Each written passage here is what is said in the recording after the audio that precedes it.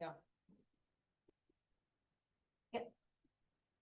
Good morning, everyone. This is the regular scheduled meeting of the Board of Selectmen of the Town of New Canaan, Tuesday, August 15th, 2023 at 8:31 a.m. First item on our agenda is the minutes of our July 25th meeting. Any comments or corrections? None.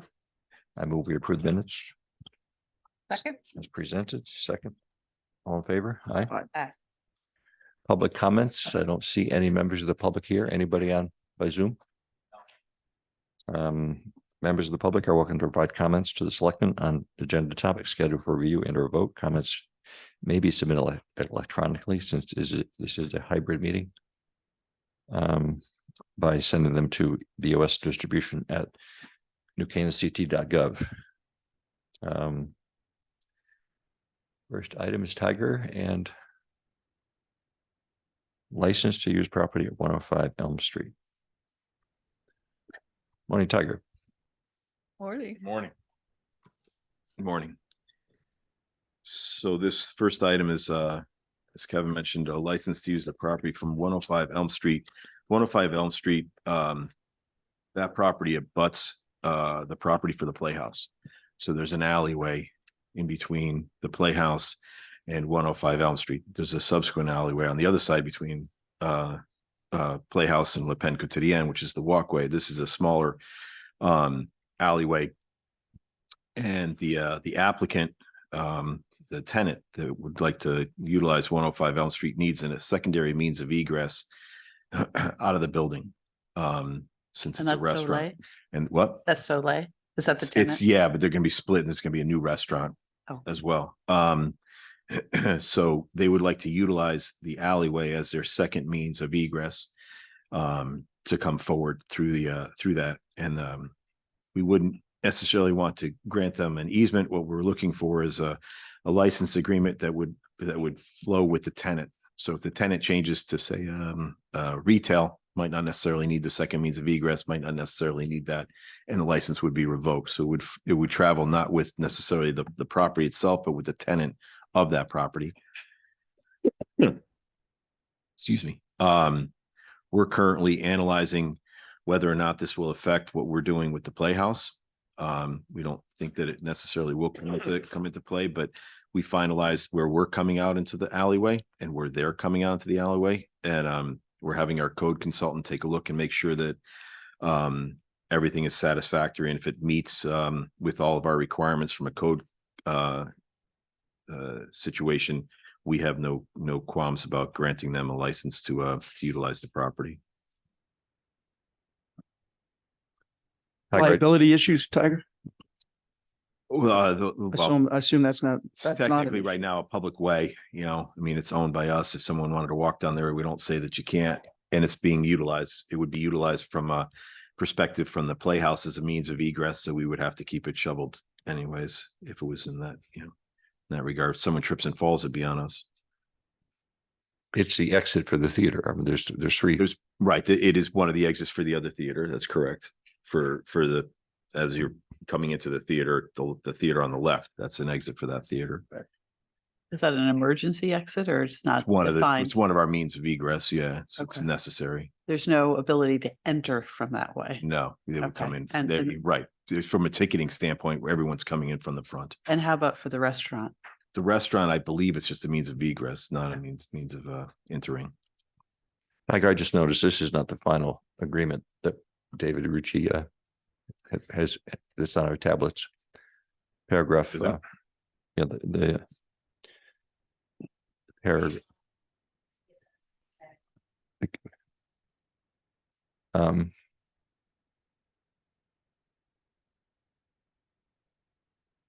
Oh, I'm sorry. Paragraph 1 was revised.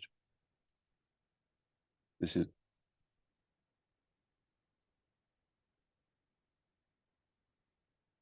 Yeah, okay, the second sentence was added. David's on. Dave Rucci? Yeah, there is. Yep. Hi, I'm here. Hey, David. Good morning. Yeah, I did revise that, Kevin, per your comment on the tenant's patrons, just taking out that comma at the time. And we did add on here also that the license was specific to the restaurant use. And there was one other comment from Pete Gelderman that was added in, just acknowledging under section 5 that the use was in common with the licensor next door. That was the other comment that Pete Gelderman had. So I think it's pretty much in final form with respect. The only thing that may change is the exhibit, which, you know, depending on what the code people say for the town, there's a possibility we may need to move one of the exits or set it back a little bit on our side. We're hoping that's not the case, but there is a possibility that may change. But from, you know, we're hopeful from your perspective that just the granting of the license itself is acceptable to the selectmen. Obviously, there may be a little bit of movement one way or another on the door, but that's really up to Public Works and their code people. David, you just said something. You said the lease is in common with the next door. Is The 105? license. I'm sorry, the license, but so Soleil has the restaurant, which is not 105, and the new restaurant has it. Oh, they have a common. No, sorry, I just meant the Playhouse has the right to use it as well. We just added in the fact that we recognize that the next door neighbor, the Playhouse, also has the right to use the alleyway. Oh, It wasn't exclusive to us. We just wanted to make that clear. Not, you know, we didn't think that was the case, but we just Well, clarified that. That's a fair point, because actually, or at least with the Playhouse operator, doesn't address that. Correct. So And then I think to Kathleen's point, so it's not the Soleil restaurant, it's that, remember it used to be like Fat Face? It was like a little clothing store. That's actually the tenant. The Soleil space does not go into that space. So it's a separate space altogether. Right. And so the entrance will be on Elm. And then it Yeah. says here, it says both access and egress. And that includes patrons, employees, et cetera, et cetera. So will patrons actually be entering in this alleyway as well, or? No, That's- they're gonna be that's- coming in the front. Okay, maybe that. Most, yeah, well, you know, actually, it's not an emergency exit. It's actually something probably employees would use commonly of the tenant. And even patrons. I mean, Enter in. that's why we said others, because they need the additional doorway to allow more occupancy in the building. If they don't have this method of access and egress, they can't have as many people in the building. That's why they want. They need two access and egress. They need two Right, doors, right. two sets of doors. Right. Okay.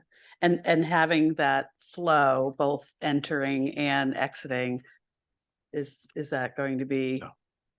That wouldn't affect us. disruptive or, yeah, That okay, wouldn't affect us, no. okay. We're more looking at the width and make sure that the both doors can open at the exact same time. God Right. forbid that there's an emergency where both have to exit. That was to David's comment as to whether or not we need to recess their door slightly to allow both doors to open, Open at the or if same we need time. I to would think so. offset yeah. them a little bit. That's our only concern, is to make sure that both doors can open. So that's our analysis. So at present. has that been looked at, or that We're we're looking at that at present. That's our. And how only much would that caveat. cost, and who would pay for it? Our code consultant is looking at it at present. We have to look at our egress as well. Right. So as far as grade change, so he's looking at that as well. Right. The cost right now is being borne by the town. What's the width of the alleyway? It varies. So it actually, it starts off narrow and then comes out wide. In the area that we're talking about, it's just around 6 feet, just over 6 feet. Can an emergency, We're not looking at a vehicle coming in. not a vehicle, but even, stretcher or Stretcher whatever? can get in. Can Yeah, get in. can get into the doors. That's correct. Okay, At the far end, it gets quite narrow at the far end, and in the front, it stretches out like a over 9 V. feet. it's a V. It's a V, exactly. Yeah, they're there's no straight lines there. And at the very end of that V, where the two buildings, I guess, connect, right? Or they, They don't connect. It's a small area where I they see. don't connect. okay. It's a couple, 3 feet wide at that point in time, Okay. at the far end. Any other questions? Mm-mm. No questions. I move we approve this request from Public Works to enter into the license agreement as presented for the egress at 105 Elm Street. And access. Well, the agenda item says egress. I know, but the contract says access. Okay. Second here. For the discussion, all in favor? Aye. Aye. Thank you, David. Thank you. Thank you. Thank you. This next item, Nick Colabella, our superintendent, he's on vacation today, so he asked me to take these 2 items. They're basically purchases for the wastewater plant. First one is for various sensors that we have, a pH sensor, dissolved oxygen. We're looking to replace each one for a cost of $23,000 total. That includes shipping. The funds are currently available in our present budget. And then the second is a purchase of chemical totes for our polyaluminum chloride, which is used for our zinc removal process. We're looking at 10 separate totes. The totes actually came with the facility, so they're due to be replaced. And with shipping, that total cost is $6,875.70. I don't know if you have any questions, but both monies are available in the wastewater plant fiscal 24 budget. Any questions? No. I move we approve the request from Public Works to purchase the following as described by Tiger, the USA Blue Book sensors and the Granger chemicals for the amounts on our agenda. Second, Second. all in favor? Aye. Thank you. Thank you, Tiger.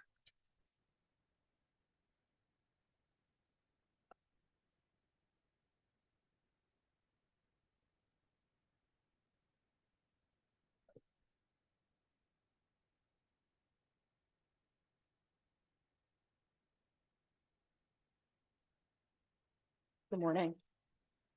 Good morning. So the engagement letter that you have before you is for, as you know, we're in that CHP, the Combined Heat and Power Program that we're involved in.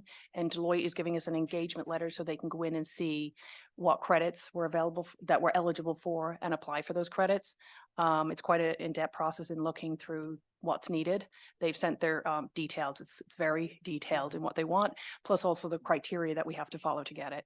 So we are looking to contract with Deloitte to do this process for us, to see what credits are out there for the town. Any questions? Or I should say, actually, the contract is $10,000 fixed price, 5,000 up. Reasonable expenses if they have to come out here. And also they have some, it's up to 5% of the professional costs in regards to technologies that they might need, but they do have programs already in place. So Yeah, I didn't understand that. Equal to 5% of professional fees. What are professional fees? the professional fees is their main contract. Okay. Yeah. The 10,000. And The this is- 10,000. That's what I thought. Yeah. Let me elaborate on this. Sure. So the Inflation Reduction Act for the first time in history allows municipalities and nonprofits to take investment tax credits. Great. Formally. But since we don't file tax returns with the federal government, we didn't know how to claim it. Mhm. So we asked Bill Perrett, our chairman of our audit committee, to talk to their Washington office, and they're experts in this because they worked with the Congress to adopt the legislation. So we will apply, not only we claim, we don't, it's automatic if you qualify, but qualifying requires you to understand the duration of the program. This is a climate change program that will be billions of dollars. The people will claim. The auto industry itself is claiming billions of dollars. And so we're going to claim for the CHP at Lapham, the CHP at the high school to be done this coming year. And we will also work with the YMCA for their CHP project, which is quite large, about $1.5 million. And they may get up to 40% of their Right. money reimbursed. But the whole point is this is very technical. And if you're going to claim money from the federal government, you want to be sure that Get it right. you get it right. So, Mhm. so it's a rather small contract with a lot of pages. 20 A lot of detail. I do have a question though. So this is a one-time you apply or do you Yep. apply every year? Just apply once? It's one Okay, program, so- and The it's program certain ends in timelines. 24, right? Right, so this is just a one-time Mm. application. $10,000 we're expecting to get back. How much? Yeah, that's what I was gonna ask. What's the ballpark? We probably will get for the high school and Lapham, probably $600,000 maybe for the, because that's, That's a good trade. yeah. That's a And the great high, and the YMCA should get an equal amount. So CHP, anything else, solar, anything else that we've done in terms of energy efficiency that might qualify as It's got well? to, it's got to qualify within the window from last year to the Forget end the of date for 24. that, yeah. It's Okay, it's a okay. lot of money. We're but gonna it's- give them everything and then see Sure, what sure. they Yeah. go through. Okay, yeah, sounds great. So no further questions. I move we approve this request from the Finance Department to enter into the contract with Deloitte Tax LLP for $10,000 as described by Ian for the professional advice regarding the tax credits for the CHP projects. Second here. All in favor? Aye. Aye. Thank you. Thank you, Ann. Morning, John. Hi, morning. So we're looking for approval to purchase two vehicles from Carl Chevrolet, both replacement vehicles that will be used in the Parks Department. There's a liftgate truck, which will also has a plow and lights, that type of thing. And then the other one is a pickup truck replacement that will be used by Ryan on his duties during the day. So we're looking at approval to purchase both trucks with contingency, $132,931.90. By doing this, also went and as if we were building the truck ourselves without having a dealer involved. And with bid assistance, which is what Chevy Corporation does, that's $2,700 lower price than we could buy regularly. And also, for whatever reason, there's another 6,305. Just when you build the exact same truck, they saved us another little bit there. So We have no trade-ins? yes, I'm sorry, we do. That's in there. We're trading in two vehicles, a 2006 Chevy 3,500, basically the same truck that we presently use as our leaf truck for $4,500. And we're also trading in a 2011 Chevy 2,500, the pickup truck, which we would be $6,750. That's included in the total purchase price, the trade-in allowance.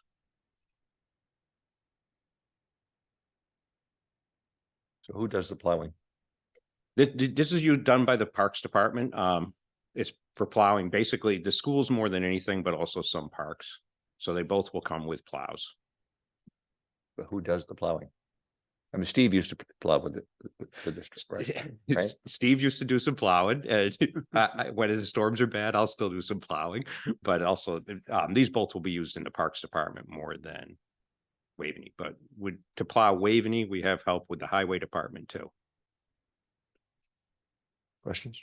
So you had mentioned something, John, about what was the reference you said in terms of this is through the Chevy manufacturer itself, or this is through Carl Chevrolet that we're getting a certain It's through Chevy Corporation. Chevy Corporation?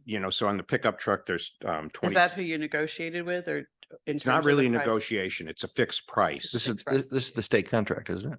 No? It's really not a state contract. All Chevy dealers in the state get the same amount of bid assistance.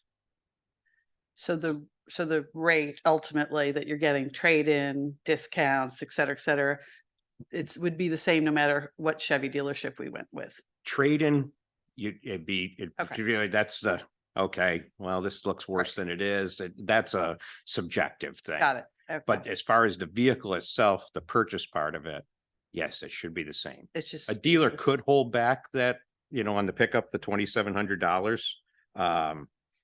Right. Well, But I don't, if, as long as that's true in terms of it's, sort of we're getting the best price, and I understand about the trade-in Yeah. issue. And I'll just say, afterwards, we got another proposal for a Carl Chevrolet vehicle. And I would just say, we always want to support our local businesses. So I totally get that. My story is going back to a number of years ago. For $100, we had to purchase the low bidding truck from up in Fairfield. Yeah. And in the that's- first year, seems it went back to unreasonable. the dealer Yeah. twice. So that's two guys driving two vehicles up Right. there, dropping it off and then picking it up a couple of days later. Our Right. $100 was Yeah. long. You lost overspent. your $100 savings there. Yeah. My point is, and then we can talk about this during Selectmen's comments or what have you, but I do think that it'd be great, and I talked to Tiger about this as well, that if we had some policy for the next Board of Selectmen that will be sitting here, one of them being an owner of Carl Chevrolet. So he would recuse himself, obviously, of any future purchases, but we should have sort of a standardized policy that we know, what would be either a contract price or, a standard thing, just so the Board of Selectmen can easily say, yep, checks all the boxes. We've got a policy on that and we move forward. Ann just did a quick check for me. So we've purchased 12 vehicles in the last 2 years from the dealership. By the way, we should be looking at all vehicles and from other dealerships that we might be purchasing, but it was $570,000. So in 2 years. So that's, certainly an amount that. What was that again, Kev? 570,000 in the last 2 years with this. Just with dealership. Carl Chevrolet, right? Right. And we can look at others and so forth. And just if, it's just a process and just a policy. So that can just help future boards of selectmen going forward, just to say, yep, we've checked all the boxes. We've done this review. We are getting the fair market rate or discounted rate, whatever it might be. Certainly if it's under state contract, that's not an issue. That's pretty standard stuff. So, but anyway, something to talk about and something to maybe review and bring before us.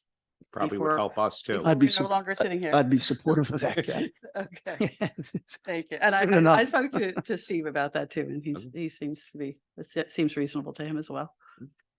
Okay, thank you. No further questions? I move we approve this request from Parks Department to purchase 2 trucks as described by John, a 2024 or 25 Chevrolet 3500 K 3500 and a K 2500 with plows, etc., as described by John. Second, Second? all in favor? Aye. Aye. Thank you.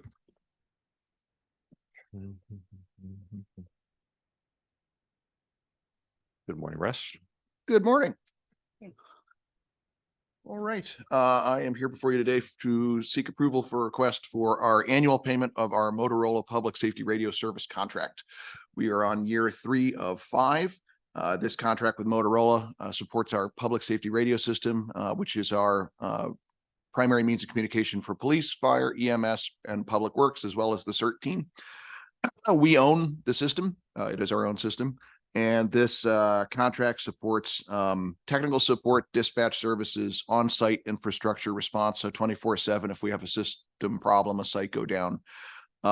Preventative maintenance. So they're pinging it because it's a digital system. They're checking make sure we have the latest software. They're also responsible per the contract for security for hacking and things like that.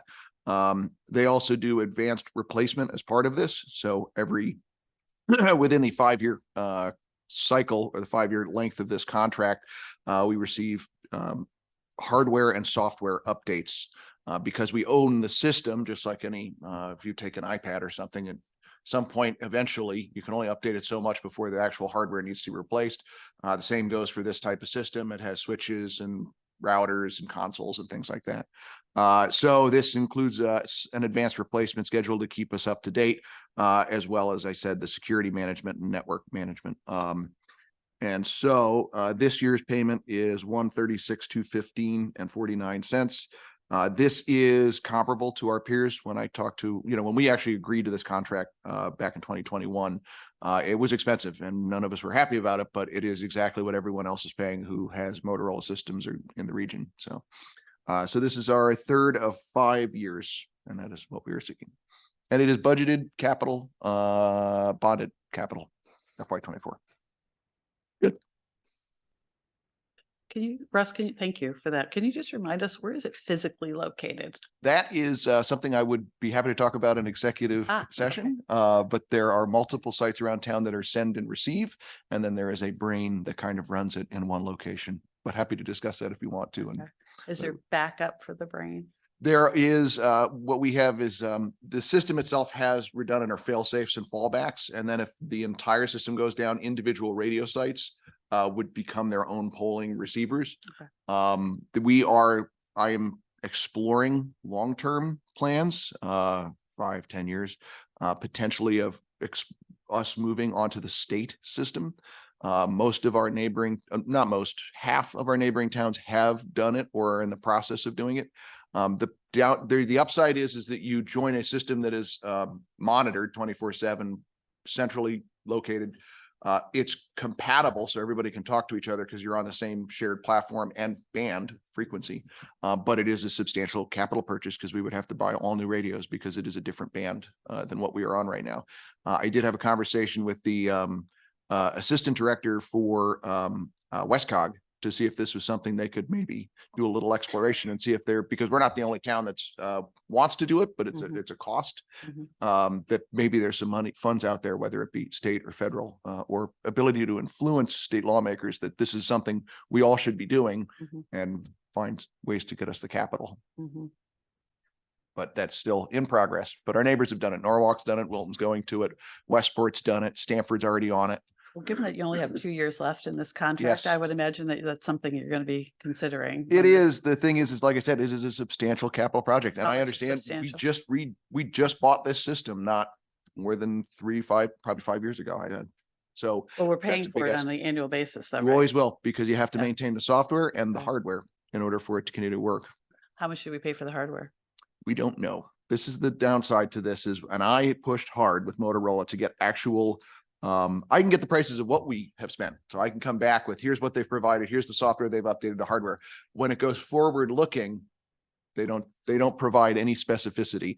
Now, it's frustrating because, somewhere. Well, do we someone- pay up front for a capital investment, or has it been spread out in these annual? That's what this is they It's the annual. basically took an estimation of, okay, Okay. this hardware will sunset, this software needs to be replaced, and then spread it out over an amortization schedule of 5 So in years. other words, we're paying over 5 years Yep. for the operation of the equipment that they gave as part of it. Yep. And that 2 remaining years, maybe you start looking in about a year Yeah, as to what the alternates are. I don't know what it costs to join the That's state correct. program, but it would seem to me that you've been amortizing the cost of this That's for the correct. last 5 years anyway, last 3, and you got 2 more left. So it's time to start looking. That's Yeah. correct. And we are, I actually have the contract, which has been reviewed by our council with the state to hold our place in line. Good. So it's in progress. Okay, great. Thank you. They're a monopoly. We don't have a choice. So Well, we do have a choice. We use this and now we have the state, so we have a The choice. the state is but- still on Motorola, so at the let's- end of the day. Well, they are. That's great. You don't have to change the equipment then. that's right. Great. Different band. Okay. Although I thought we signed a 5-year contract, I'm kind of unclear why we're authorizing the payment Yeah. I contract know. we've already signed. But Yeah. anyway, For the sake of being absolutely sure I Belts and follow suspenders. policy and procedure There you before I go. submit this There you invoice. I move we approve this request from OEM for the annual payment of the Motorola Public Safety Radio Service contract in the amount of $136,215.49 as described by Russ. Second, Second here. favor? Aye. Thank you. Thanks, Russ. Okay. Finally, Finally. Oh, Richmond Hill, finally. yeah. Yes. So thank you again. This first item is for, we went out to bid for the sidewalk construction on Richmond Hill from the Mead Park entrance to Marshall Ridge. We solicited from 8 separate contractors directly and then went publicly and advertised publicly. Unfortunately, 4 of the contractors did not come back with a bid, but 4 did. Peter Lonnie Incorporated was the low at $312,280. Then the bids ranged from there from $399 from Grasso Construction up to a high of $558 from Burns. If we add a contingency of 15% to Peter's numbers at 46,500, we get a total contract of $358,780. This work, we would like to start immediately since we're still in the railroad shutdown.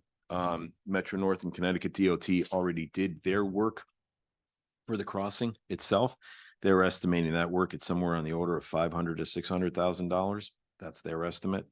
But it's complete and it's ready for us to come in, do our work, and then we can work on the connectivity from Mead Park to the railroad track and from the railroad track to Marshall Ridge after. We have a couple of weeks window left before they open up the rail line again, and they'd like to see us start this work and finish it in that time frame.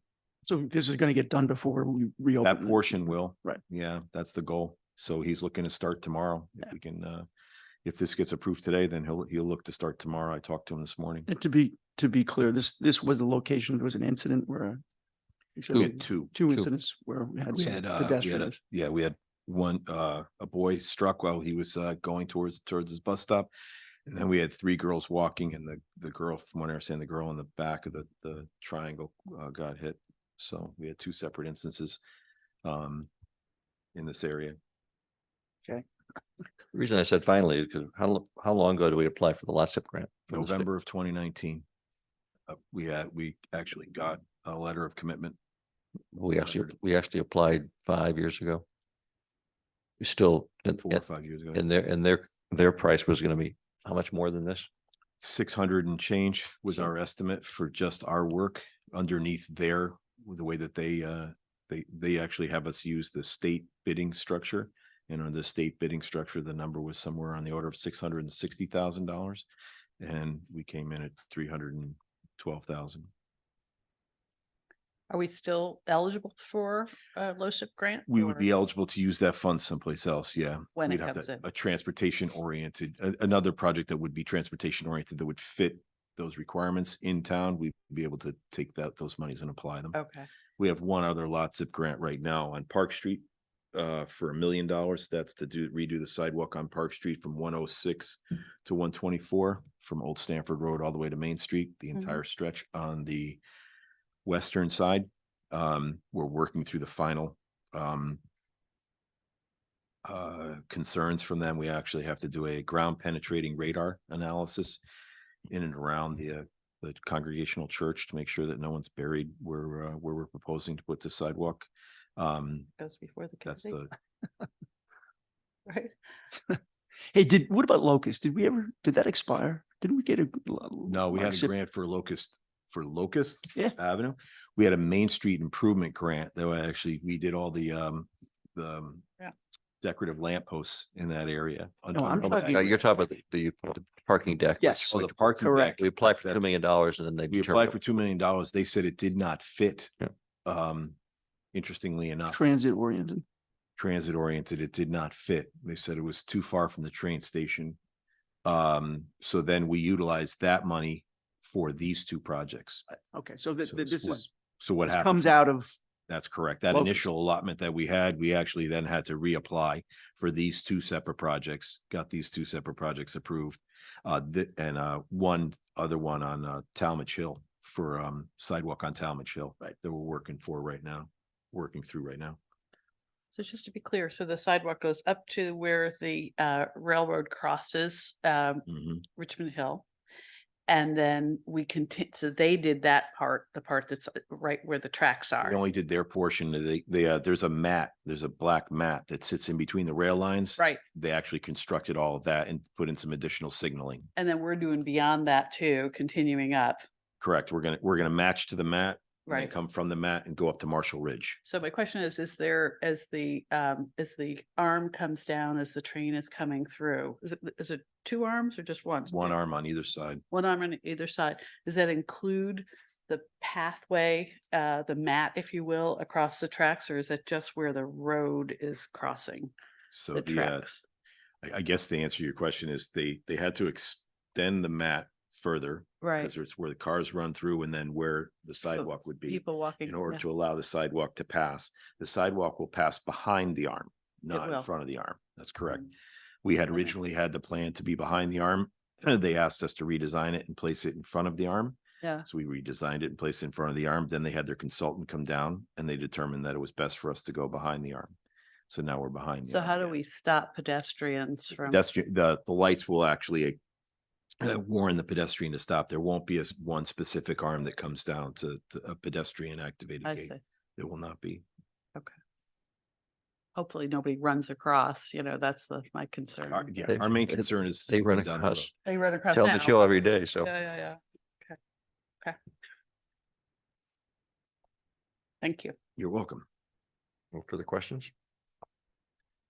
No. I move we approve this request from Public Works to enter into a contract with Peter Lonnie Inc. for a total of $358,780, which includes a contingency of $46,500 for the installation of new concrete sidewalks, granite curbing, and stone retaining walls along Richmond Hill Road as described by Tiger. Second, Second. all in favor? Aye. Aye. Thank you. Amen. This next item is an interesting item. It's a land swap between the town of New Canaan and the First Presbyterian Church for lands that are used by the Nature Center itself. When we had a meeting with the First Presbyterian Church about some of the maintenance activities on the shared property lines, they asked us to come back out and survey the line between the First Pres and the Nature Center on the southern parcel. And when we did that, we determined that a portion of their columbarium was inadvertently placed on town property back somewhere in the 1980s, because their interpretation of where the line was and ours was 40 feet from where the actual line was surveyed. So somewhere in the distant past, they put this structure on town property. We looked at different methods to try to correct the issue, and the best and easiest was to actually the best, I should say, not the easiest, was to come forward with a land swap of equal size property between the town and the First Presbyterian Church. So this will give the lands back to the First Presbyterian Church that the columbarium sits on, as well as a setback required by P&Z. And then some additional area for them to allow to try to landscape around it, which was one of their goals.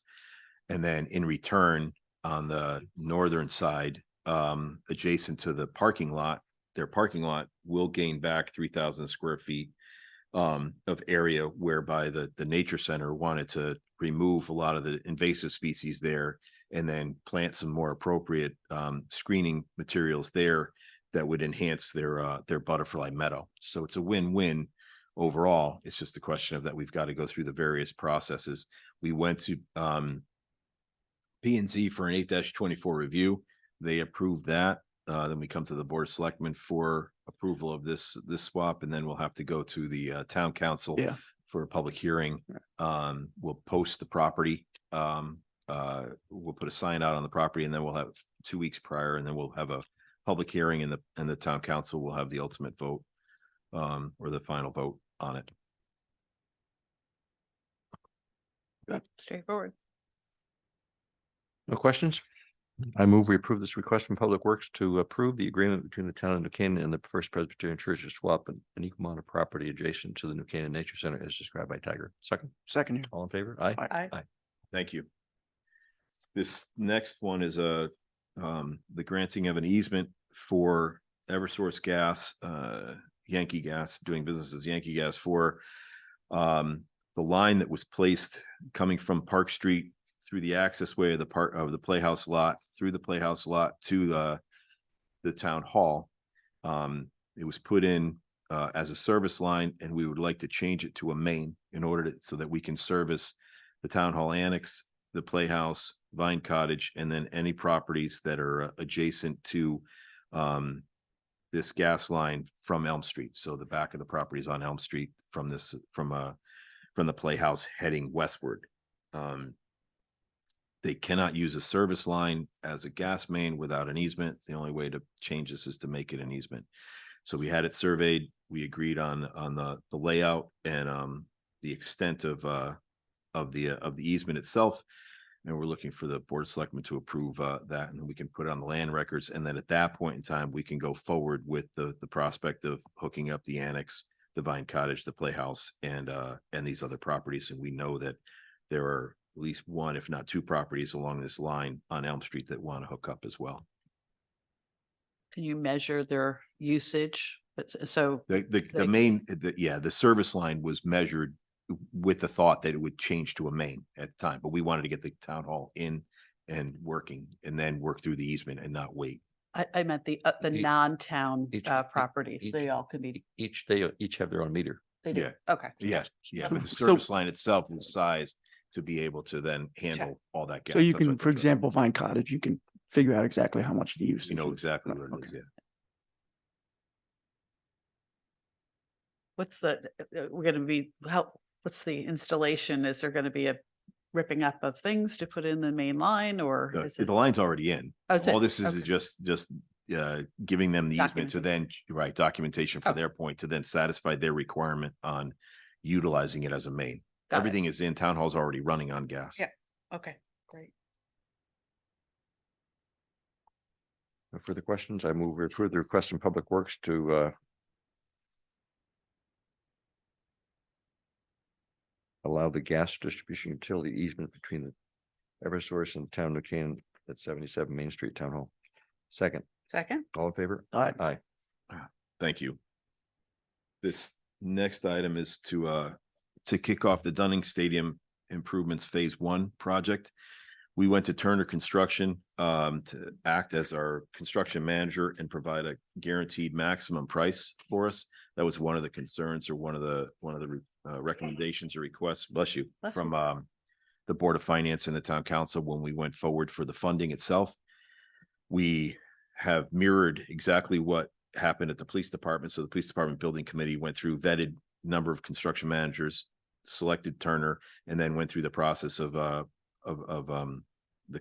contracting with Turner. So we've mirrored that entire process with Turner. They've come back with an initial cost to help us with pre-construction services through the establishment of the GMP and the start of construction for $35,000. We added a 10% contingency for a total of $38,500. Then they'll work towards they've already given us a construction schedule or a preliminary construction schedule that we're vetting right now, and they're working towards the bidding process to get us the guaranteed maximum price for this Phase 1 portion. And it is our thought that we'll continue to work with Turner through the next phases should they be funded by the town bodies. But at present, we're looking for $35,000 plus a contingency of $3,500 for a total of $38,500, and the funds are currently available. And we're likely to have a contract in 2 weeks for the project. That's their goal. Yeah, is to actually have a contract before you for a GMP contract before you within 2 weeks. That's correct. I should mention Mike Benevento would be here. He has a meeting at present On at the 5th of 8:30. September. Excuse me, 5th of September. 5th of September. That's correct. Yeah, Mike would have been here, but he had a meeting at 8:30 that he had to attend, so he couldn't be here with us today. Questions? But just to be clear, if I understood you, you followed the process that the police building committee did. So you didn't do your own process. and You just said, okay, they Right. did the search, they came up with Turner. That's Okay. correct. Okay, Yeah. No, no, they did the search. They didn't select themselves. We chose No. Turner. Right. Just like we She's chose saying Turner. the police building committee did selected the Turner. search. So did the search, went through. I No. sat in on those process. Right, but we're using Turner again Correct. because we think they're doing such a great job with the police department, but they're basically, We didn't do our own. we didn't do our own selection this Yep. time because the reality is we're very impressed with Turner that did it And the library. too. and the And the library library, and they but on the other hand, it's more expensive to have a general contractor who absorbs all the risk. Mhm. And but this is a new construction. Basically, so it's not very. They also have all the relationships with trades that are very beneficial, so. Further questions? Mm-mm. I move we approve the request from Public Works and the Athletic Foundation to enter into a contract with Turner Construction in the amount of $38,500, which includes a contingency for the project of the installation of the new entranceway and donor wall at the Dunning Stadium. And- Second here. All in favor? Aye. Thank you.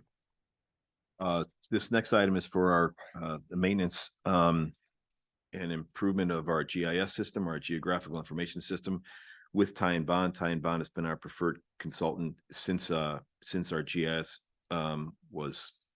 since its inception, I should say. Their contract cost has not changed, from last year. It's a $6,000, for web hosting. And then we have $18,000, a number not to exceed $18,000 for updating our tax assessment, tax assessor maps. That's usually done monthly.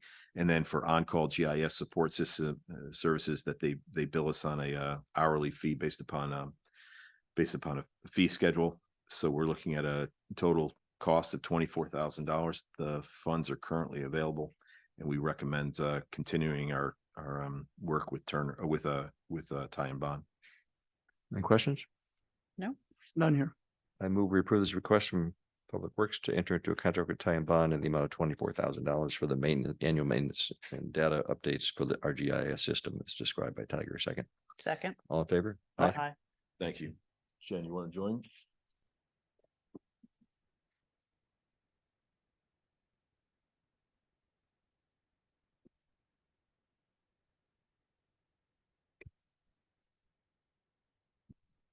So this next item is for purchase of a vehicle for the health department, a 2022 Chevy Bolt EUV. Funds are currently available in her capital budget. Total cost of $34,902. To your point, this was through their process where this went out as it's been used slightly by some of their upper staff as far as like a vehicle that they would utilize. So we're getting a very good price associated with that since it's only got 6,000 miles on it. I think that's more of a break-in.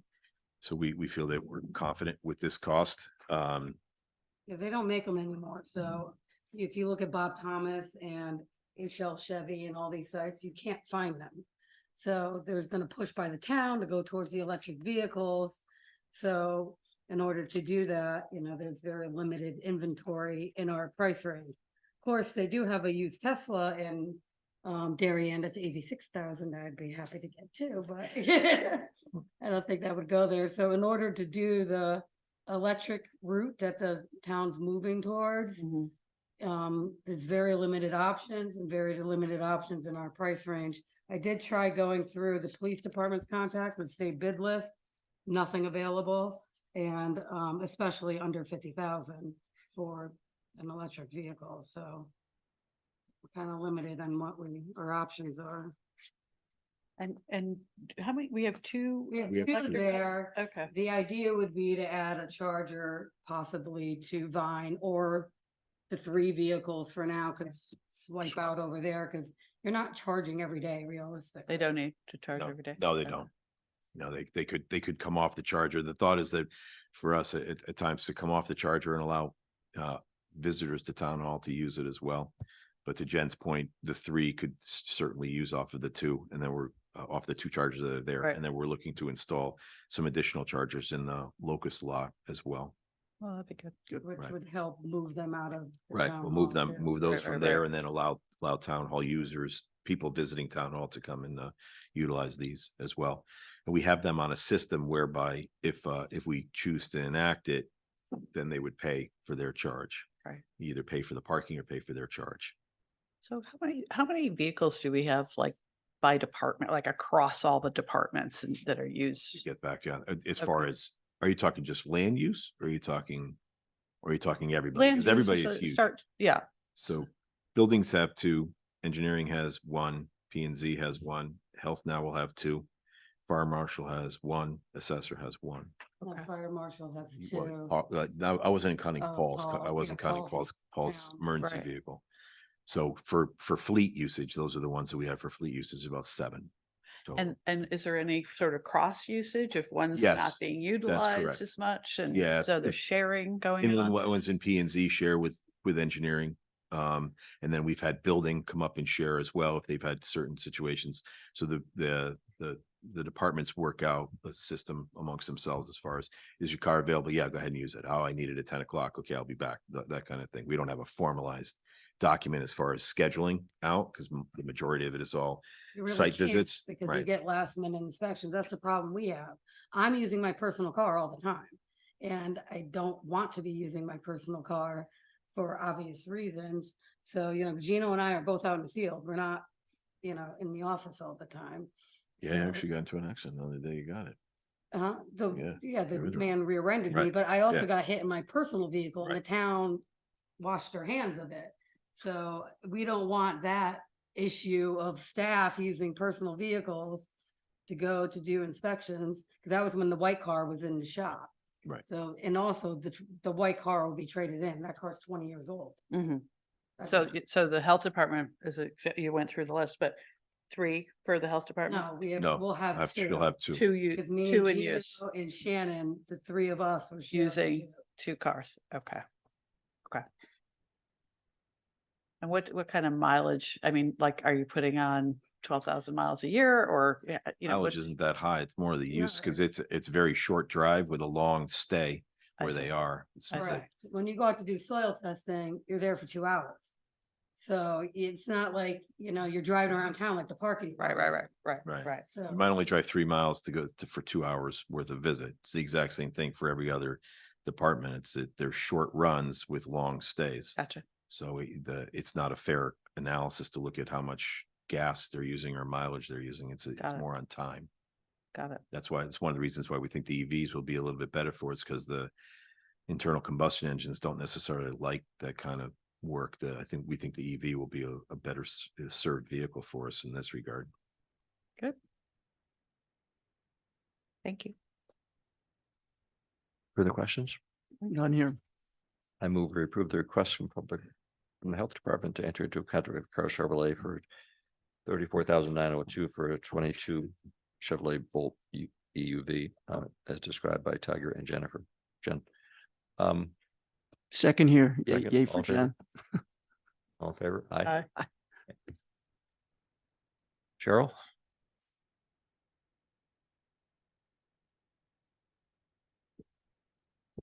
Good morning. Morning. I am here to present first Jennifer LaFont for the property management position at the PD. We had 52 applicants. We interviewed 10 and Jennifer rose right to the top.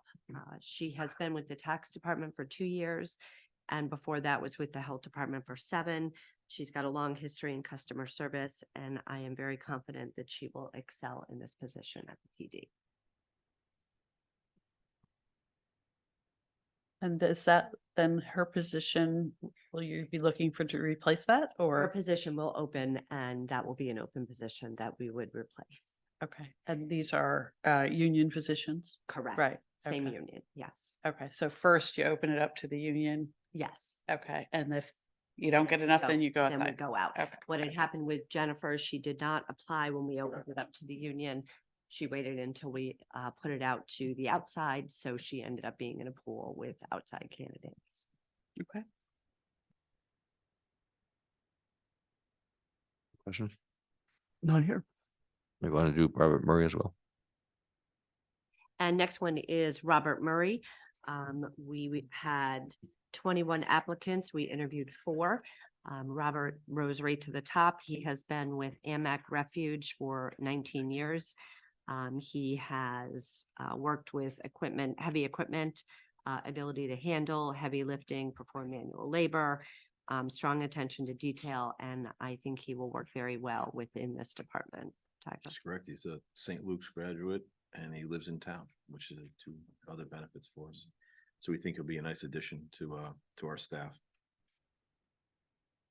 Then he's replacing somebody who also transitioned, right? Just Yes, somebody- we yeah. had somebody move The into, welder position. yes, right. So Massimo trained and moved into the welder position and then that when our welder Retired. left. Yeah. Right. How many open positions do we have outstanding? right now, we would have one in the town clerk's office, which we are due to post today, and the other would be in the tax office. Those are the only 2. Okay, isn't there a part-time opening as well for the Waveney wedding planning, et cetera?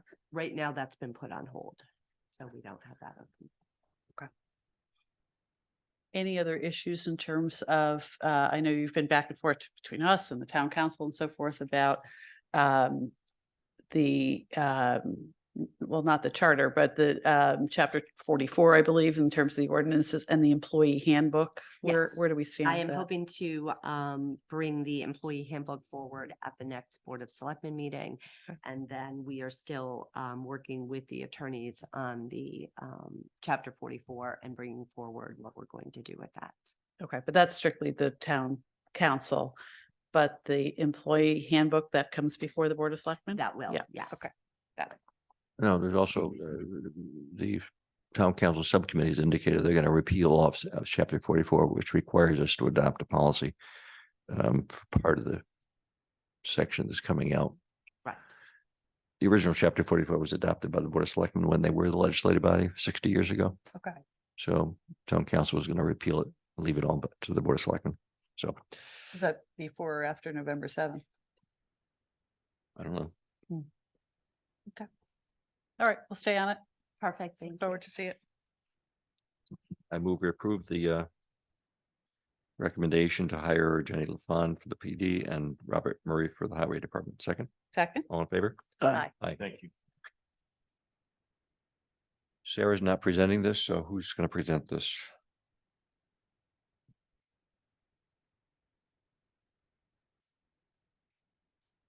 Actually, Tiger, you have the tree warden. I don't know really why we're bringing up the annual dues payment to Westcog. We pay it every year. But actually, I wanted to ask you while we're talking about EVs, what did I sign with Constellation? Would you explain what our Constellation contract? So our to that question, our electrical, we had a 4-year buy for electricity that was expiring on December 31st of this year. So we went back to Constellation Energy to talk about renewal of the contract going forward. And they came back with a very favorable rate of 11 cents for the next 3 years, inclusive of, so basically starting at the end of our contract year and then running for the next 3 years at 11 cents for a kilowatt. We were at 8, it was a little over 8 cents. Just prior to us coming in at the 11, thank you. Some of our neighbors purchased at 16 and some other municipalities upstate bought at 14. So we were doing quite well on that. So we looked at this buy for the next 3 years. That was I think it was a good purchase at that. So it's take or pay. We're committed to taking a certain quantity over the 3 years. Yes, they base it on our current rates, Yeah. our current usage, Yeah. but right now we're pretty built out as far as where we are, as far as, if we're going to put some other solar in, then whatever we buy. It's not like we have to buy a certain amount. We buy whatever we need. So whatever the usage is. That's your question. Well, it's two-sided. I mean, if we go over a certain amount, we have to, we contract for a quantity max, right? Correct. Is this for all town buildings, It's for all including the town buildings, schools? including the schools. Okay. That's correct. Yeah, the schools were on board with the purchase. Okay, So they were in favor of this purchase as well. so the Board of Ed had approved that too? That I'm unaware of. Okay. I know we talked to Dr. Lutzy and Sean, but I don't know if that actually went to the BOE proper. Okay. So this item, the Western Yes. Council of Governments, you want me Okay, to talk through that, or it's an annual due for $11,855. So for contribution by each municipality. I sit on their, Maria and I sit on their technical advisory group, which is an advisory group to the council itself, to the first selectman. It's a very useful group for us. We meet monthly, discuss projects throughout the area, needs, wants, wishes, things of that nature. I think they do a very nice job for us, and I would recommend us staying within the as a member of the council and therefore making a contribution. Questions? None here. I move we approve the request from land use to pay the Westcog annual dues of $11,855. Second, Second here. all in favor? Aye. Aye. Why don't you do the Tree warden? Tree warden. Okay, so we went out to bid, normal bidding for our tree warden, for our tree bid for August 11th. I don't know if you took a look at the bid I did.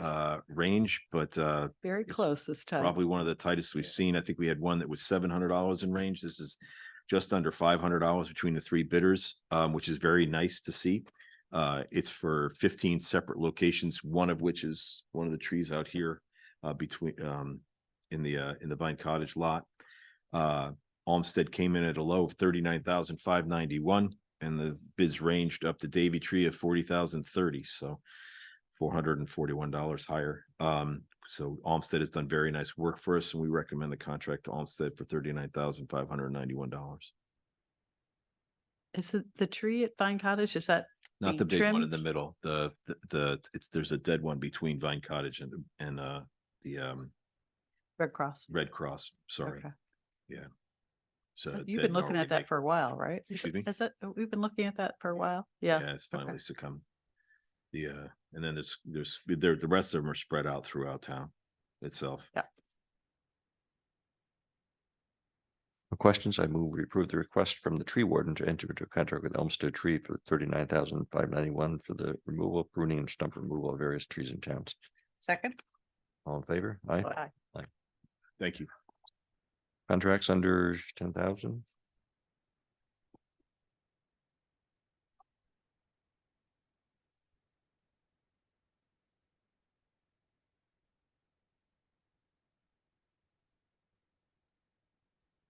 No questions? Stacy, meter parking renewal extension.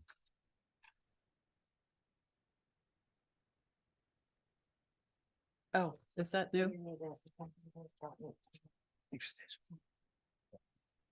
Thank you.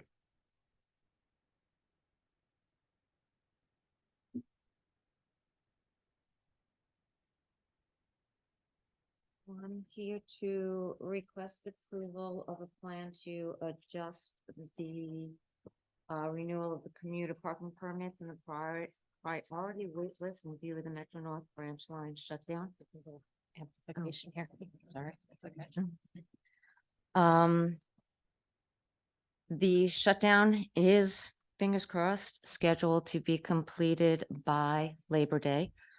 So with that information, it was recommended that their current permits, holders permits, which were set to expire on August 31st, be extended for, which would now be the 3-month period of the shutdown.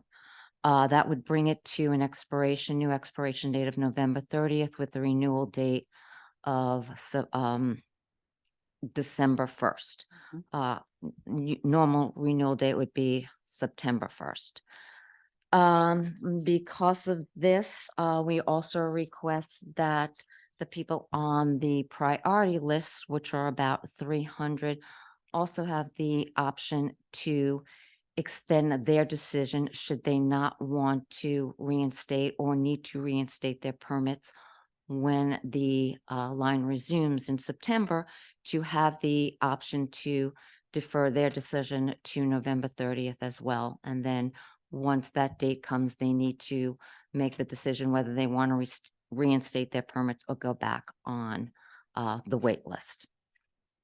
With that information, at the last parking commission meeting, I had made a motion to discuss fees for the permits, because in order for me to move forward, I need a fee so that anybody who wants to reinstate their permits come September 1st, I need to know at what rate to start their permits. The parking commission made a motion, however, to defer their discussion on those fees because they felt that there wasn't enough time to really look into maybe other options on how to utilize the commuter lots, how to move down on the wait lists, other things to look at, surrounding towns and fees So they wanted to postpone that discussion maybe to the next meeting. However, again, in order for me to move forward with renewals starting in September, should anybody want to get a permit, there needs to be some discussion on a fee. So I drafted out what I thought would help for you to see what my recommendation would be. My recommendation for the permit fees would be to increase the fees by 2%. The fees have not been raised since 2019. Past practice with the parking commission, every year they would vote on a fee increase, and it was usually about 2%. That would be my recommendation moving forward for this year's permit fees. Annual fee to be raised 2%, with the fee for our current permit holders prorated at a 9-month rate on that annual fee recommendation. Because we are extending their permits to November 30th and renewing them September 1st. So they would be renewed for a 9-month period, bringing everybody back to an expiration date of August 31st. And then we can start next year's renewals right on time with September 1st. A little history, and I'm sure you're aware of it. The fee increase usually went into the parking fund. It was used to fund the parking fund, that difference. Just the increase. Just the increase. The base rate was set in 2011, and every time we did an increase, that increase would be used to fund that parking fund. And the parking fund is used for improvements in the train station lots, maintenance, upgrades, repairs, anything to do with the parking lots. So that's how we utilized that increase to go into the parking fund.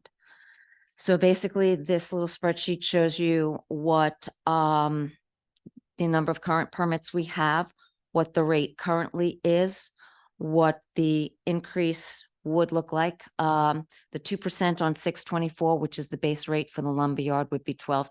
That's $1 a month. The 2% on the Richmond Hill and Talmadge Hill would be $9 for the year. Okay, so it's not that great, but it does help overall. And that would be my recommendation. You can also see what the revenue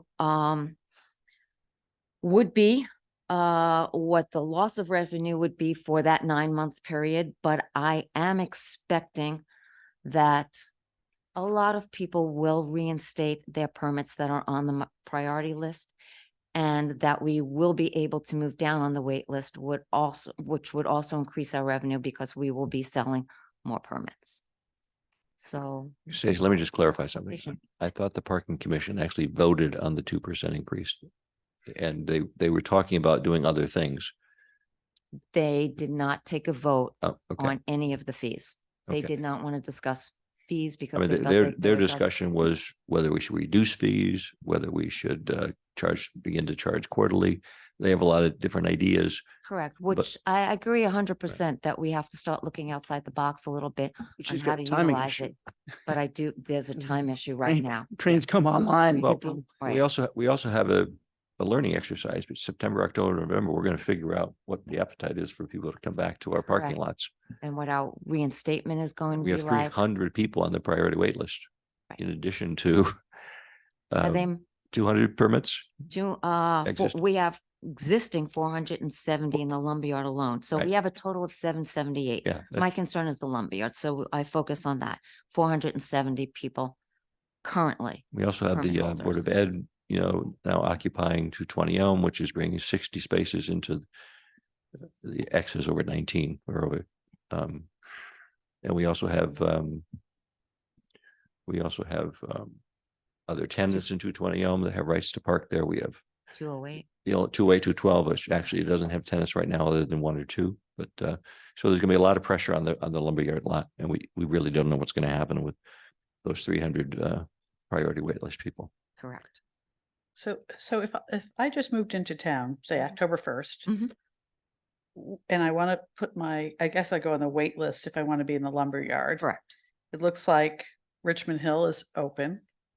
Yeah, No. Richmond Hill, people Don't do want, not want, for whatever reason, if they're in Talmadge, they rather stay in Talmadge until they get the lumberyard. I They see. don't want to do the walk. You will have a few people, but not many. If they're close, they're able to park closer to the platform in Talmadge, then have to walk to the New Canaan station. right.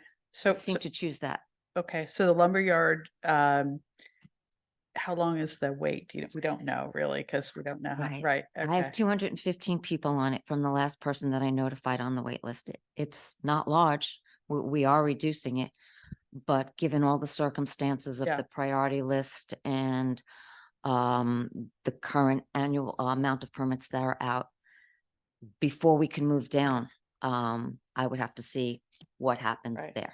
So- It's so a what- little bit of a mystery. And what's the process for approving this 2% or whatever increase it might be? It should go through the parking commission, then Well, the the Board of parking No, no, commission they make a usually would make the recommendation, but in this recommendation, and It's up circumstance, to you, it's they- up to the Board of Selectmen to approve the recommendation. regardless of whether they voted or not. exactly. Yeah. Also, they didn't have something that, after their meeting, I started searching into the question of how big the parking fund is right now. Yeah. You have that on your tablets? No. Or I'm sorry, I sent it to you yesterday Oh, sorry. by email. Okay. So the parking fund right now is $1,094,938. $1,094,000 and, Seems high. and we really haven't spent the parking fund. And the whole point of people diverting money into the parking fund is to maintain those lots. We have 4 or 5 lots that are in horrible condition, Yeah. that are revenue lots. And, Who decides how that money is spent? Well, I guess You? you guys and actually, what the Board Uh, of Finance did last year and the year before, they Public decided Works. rather than bonding the $300,000, which is annually appropriated for parking lots, they we decided can to make divert recommendations. $300,000 from the parking fund. Yeah, why not? And that hasn't been spent for Right, 2022. right. And we've, in 2023, we haven't spent 66,000. So, It's been allotted, but it hasn't been utilized just yet. Yeah. To so my improve. point is, first of all, Sounds like there's 3 years of yeah, expenses that are should be applied to that. Yeah. well, Do COVID need COVID improvements. screwed us up. I mean, we've been much more focused on the roads than we have on the parking lots, but we have to catch up with giving people what they're paying for Sure. the parking lots. Absolutely. So Yeah. I'm sort of, we did reimburse the fund from ARPA funds, so the loss of revenues was made up. So yes, we haven't increased fees, but we also use ARPA funds to replenish the parking fund for what was lost. Mhm. And so I'm kind of opposed to the 2% increase, You're opposed to the 2% increase? Okay. only because the parking fund is so huge and we haven't really used it for what it was intended for. And Well, the 2% increase is for revenue. The parking fund is used for the improvements. no, the 2% goes into is the increase that goes into the. It will, Into the right. parking And fund. so I would favor just kind of letting the parking lot be used up for a while. It's a lot of money to be sitting there and not giving people what they think they're paying. Why don't we stop putting money into the That's- parking fund right now I and think- take it in as revenue? I think, I think it was set up that back in 2011, that any increase in the permit fees would go there. I don't think, But that's from Well, a newer base, Yeah. you know, I mean, I think the intention was that you have a base revenue, right? And you get 2% Right. one year, okay, that increase goes in, but the next year, it's the increase, if there is one, above the new base. Yeah. I don't think it was supposed to Mm, be. no, I think it was Now- the 2000, Well, it was again, always this that will give the set base parking of commission time. 2011 is my understanding Any of it. sense. this will give the parking commission time in September, October, November to decide I agree. where we are with How people. this is used. How and- it's yeah, used. We saw Darian's article yesterday. They're Yeah. increasing their fees for the first time in years. Yeah, And a lot of people, I suspect, looking are to. going to say, it's not so bad to go to Darien during nights. And it'll be interesting to see what shakes out. In Yeah, see, September. I see maybe the other side of the coin. I think it takes a bit of moxie for us to increase fees when we made really no provision administratively to, give commuters in New Canaan an alternative. We never were able to get a deal done with Darien or Stanford, and people were kind of on their own, and it was I thought we did. Well, no, the reason we're doing the extension is because people have been paying to park. No, no, no. I So they didn't understand, get yeah. that, they didn't get. No, they I didn't- get the the- extension. yeah, I support The that, extension is yeah. kind of, everyone agrees with, but going My forward. point is commuters have been through a lot this summer.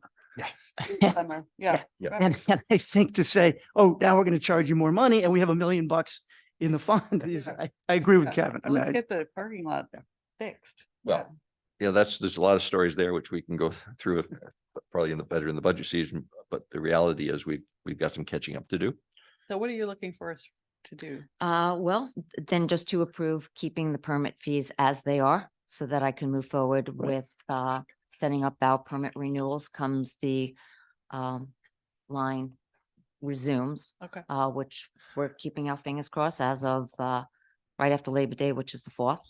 And so if we keep the base fee, the current fee, it would be $624 for the Railroad Lumberyard, $474 Talmadge Hill, $474 Richmond Hill. That does not include the 6.35% sales tax. We do have to add that on top of it. Mhm. But that would keep the rates as they were this year. And then I can move forward with setting everything up for the renewals. I mean, the other variables, a lot of people are going to say, I'm only going 3 days a week and I can do boxcar at St. Aloysius or boxcar, options. so There's options. it's going to be options. Yeah. Yeah, and that's what the parking commission really talked about. Let's relook at the whole scheme. But that takes time. we're also not absolutely clear as to what the schedule is going to be too. I think we know what the schedule is going to be, but But at least Well, hopefully the 4 express train trains. schedule. Yes, I Yeah. believe Yeah. the The main line's gonna be express cut. trains are Right. going. The We main know line is going to be cut. We think we know And- how it's going to be cut, but Yeah. we're not sure. But there is going to be some schedule changes, Right. but nobody knows. Actually, that should be at coming out this very time. soon because I think it's for the end of August that it's going to be effective, right? So. Yeah. Right. Yeah. Fridays will become off peak. Can you remind us, does this permit people who have permits to stay, or even those who don't, to stay overnight in these parking lots? Technically, no. Okay. So we have a section at Lumberyard, you can say, I want to Yeah, park overnight. we Yeah. make exceptions because in the wintertime, if people get stuck in the Right, city because sure. of snow, they can't move it. Or if somebody has goes into work and now has a planned trip. So we do have, What if somebody's going ex- into New York City for the weekend? Where do they park? that's short term that they can utilize that. Anything long term starts to be viewed as storing a vehicle. So we do make exceptions for people occasionally going in. We have to remain a little bit flexible, but any kind of long-term overnight, we will not allow, like day after day after Sure. day for a week or 2 weeks or something. Got that. It starts to show a storage kind of issue and you're not allowed to do that in any of our parking lots. So do we make exceptions? Yes. If So you have to, somebody who wants to put the it's always nice to let me contact know. you. Yeah. Yes, Okay, to got it. let the parking department know in case a vehicle is noticed in there. Sure. We'll know why. We have a little bit of a reason. Not many people do it though. Mhm. So if we're not increasing fees, are we actually required to post new fees? Are we supposed to vote on fees that are not being increased? I suppose let's vote Well, I think you out still, of yeah, we have abundance of to. caution so that Yeah. we're voting Both to of them. approve the schedule without the 2% increase on your handout here.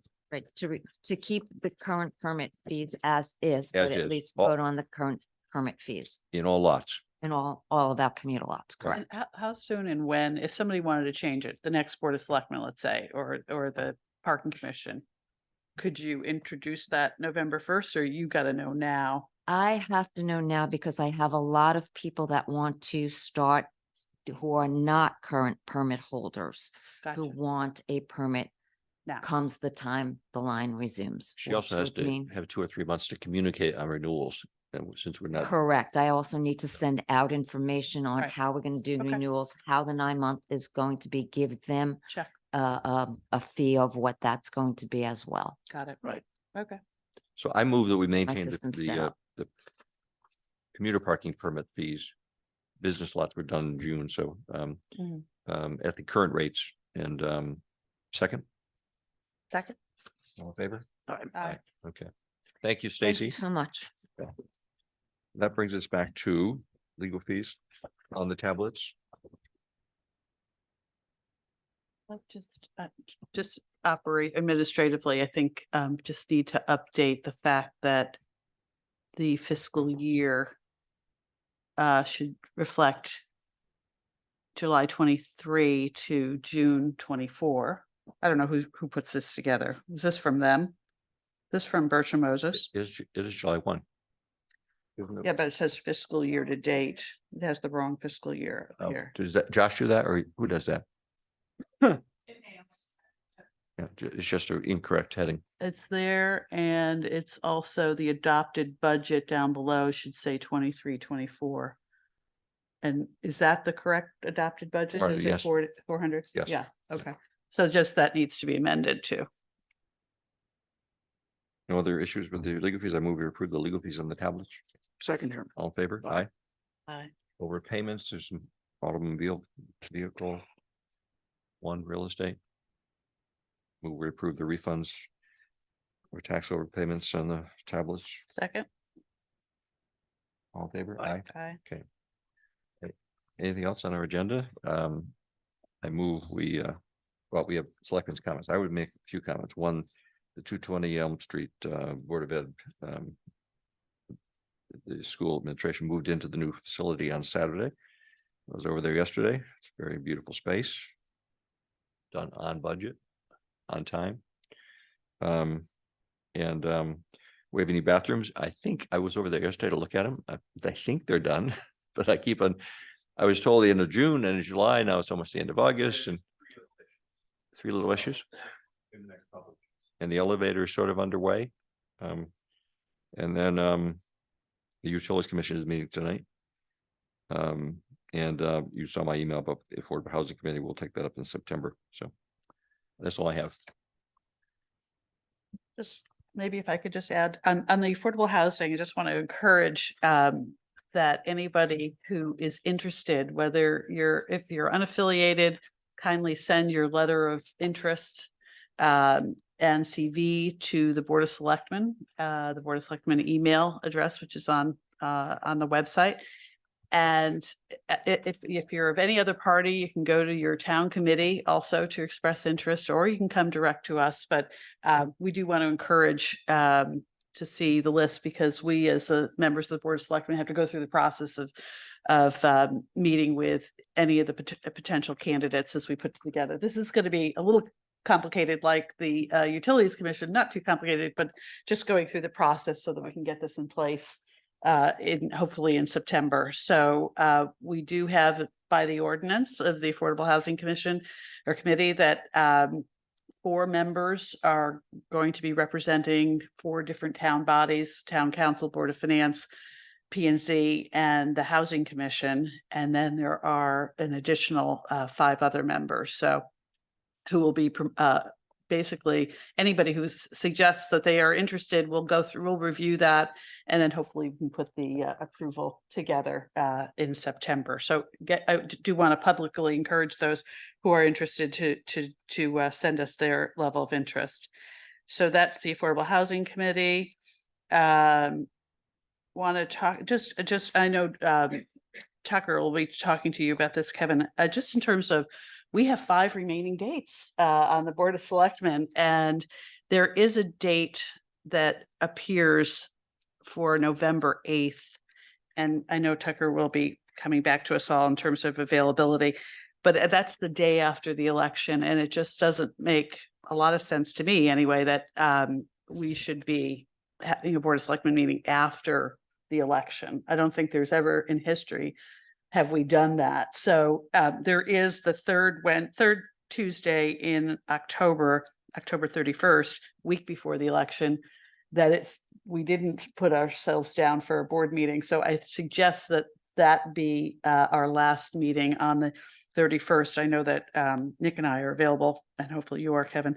That's a week before the election. And then you can introduce another currently unscheduled meeting for November 14th for the swearing in of the 3 new members of the Board of Selectmen. But again, for discussion and checking with people's calendars and so forth. But that would be my suggestion. I do not think that this board should meet after the election. I don't know. I agree with that. I think we ought to Yeah. Look, I do too. I think I'm away that last week of October, so. Oh. Um, Yeah, we don't have to do it on Tuesday either. Correct. Right, right. Good. Yep. I have nothing. That's all I have. okay, move we adjourn at 9:55. Second. All in favor? Aye. Aye.